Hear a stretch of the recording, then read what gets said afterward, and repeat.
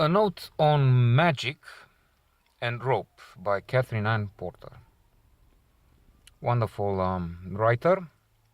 By the way, there are a few other notes on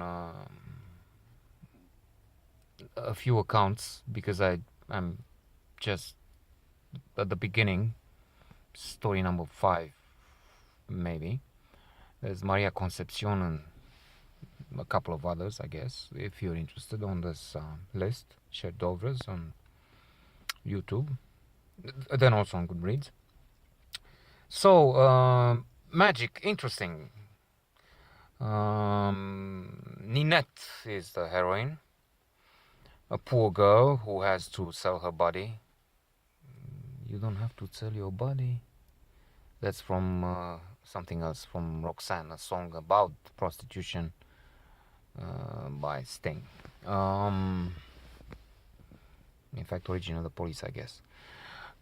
So, in this establishment controlled by a madam, female equivalent of a pimp, she's abused. She has not only to sell her body to men, but she has to give a share of the money she earns. And to add insult to injury, she's cheated on that too. And to make it intolerable, the woman, the madam, beats her. So this abuse is terrible, and the reader feels. I felt somehow, even insensitive as I am to many things, such as these, in a world where you hear all sorts of terrible stories.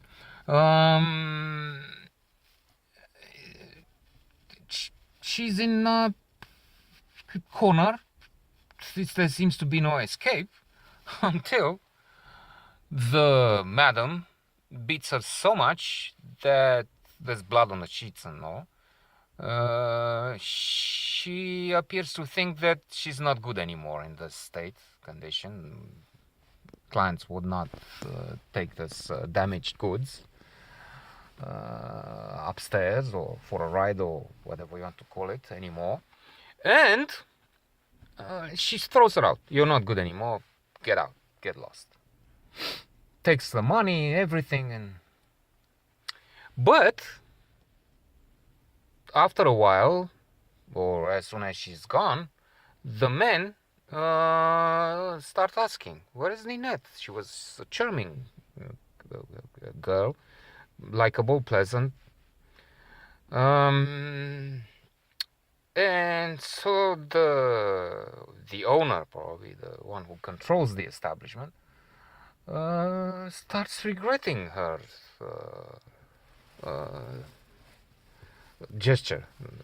decision to throw her out. And she goes to the cook, who's known that for her ability to work with magic, and they come to the decision that they have to use the other powers and with magic, hence the name of the story. And they start to prepare, taking a bowl or something, hair, which is taken from a comb Ninette used when she was there, nails that she cut on that bed, and they were left around somewhere, and the bloody sheets, and they put them all together and they say the magic words, and what happens? Well, you read the story and you can find out, or you ask me if you want to really know. I will tell you on the side, not to have a spoiler here. I didn't have a spoiler alert anyway. So moving on to the next, Rope. Rope is so familiar, so familiar for me. I don't know about you, but it's about domestic disputes, and I don't hear this every day, but trying to be somewhat honest, I do many of the bad things. I don't do what I should, so I recognize myself in this man, the husband, who comes home, forgets the coffee, which he was supposed to take. Coffee is something the woman, the wife, seems to be unable to go without. And he has, to make things worse, a rope, which is sitting on top of the bag, so for her, it is the rope which crushed the eggs. And it's not an it's not a discussion without end, but interminable, that was the word. But it goes on, and how do we divide the house work, which is a decent point. Why should I do all the things? To which he responds that he brings the money, which is my case as well.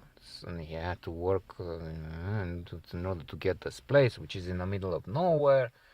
So in order to return for the coffee, it takes such a long time. How it ends? Well, you have the answer from the first account. Excellent stories anyway.